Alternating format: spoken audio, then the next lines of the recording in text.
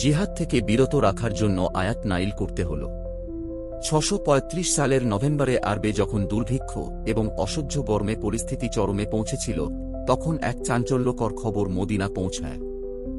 সিরিয়ায় রোমান সম্রাটের বিরাট বাহিনী জমায়েত হয়েছে এবং তারা আরব সীমান্তের দিকে এগিয়ে আসছে।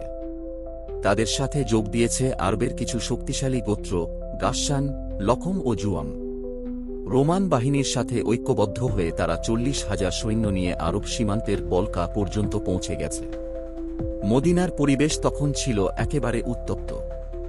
একটি বিরাট যুদ্ধযাত্রার প্রস্তুতি শুরু হয়েছিল, কিন্তু যুদ্ধে যোগ দেওয়ার জন্য মুসলমানদের যে সম্পদ এবং সামগ্রী প্রয়োজন ছিল তা ছিল সীমিত। মহানবী সাল্লাল্লাহু আলাইহি ওয়াসাল্লাম যুদ্ধের জন্য যে কোনো সহায়তা গ্রহণ করতে এবং সকলকে আহ্বান জানালেন। হযরত উসমান রাদিয়াল্লাহু আনহু, হযরত উমার রাদিয়াল্লাহু আনহু, হযরত আবু বকর রাদিয়াল্লাহু আনহু এবং অন্যান্য সাহাবীরা যেভাবে নিজেদের সম্পদ দান করেছিলেন তা ছিল একটি অসাধারণ উদাহরণ। কিন্তু তবুও অনেক মুসলমানের প্রয়োজনীয় জিনিস মেটানো সম্ভব হয়নি। এর ফলে যুদ্ধে অংশগ্রহণ করতে না পারা কিছু সাহাবী খুবই দুঃখিত ও দুশ্চিন্তায় ছিলেন। এ সময় মুনাফিক এবং ইহুদিরা মুসলমানদেরকে বিভ্রান্ত করতে চেষ্টা করছিল, কিন্তু মুসলমানদের মনোভাব ছিল আলাদা। যারা যুদ্ধে অংশ নিতে পারছিল না তারা মহানবী সাল্লাল্লাহু আলাইহি ওয়াসাল্লাম এর কাছে এসে কাঁদতে লাগল। তারা জানাতে চাইল যে তারা এই মরণপণ যুদ্ধে অংশ নিতে চায়, কিন্তু সম্পদের অভাব এবং পথ চলার কষ্টের কারণে তারা বাদ পড়েছে।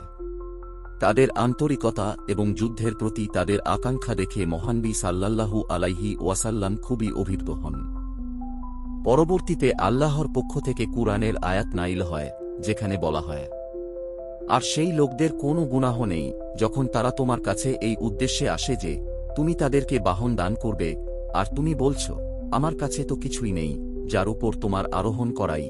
তখন তারা এমন অবস্থায় ফিরে যায় তাদের চোখ থেকে অশ্রুর ধারা বইতে থাকে এই অনুতাপে যে তাদের ব্যয় করার কোন সম্বল নেই।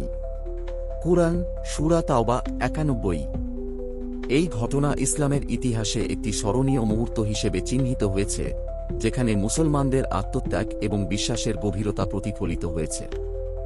এরপর তাদের মধ্যে এমন এক দৃঢ়সংকল্প গড়ে উঠেছিল যা পৃথিবীর বিভিন্ন অঞ্চলে ইসলামের বিস্তার এবং শাসন প্রতিষ্ঠায় সাহায্য করেছিল।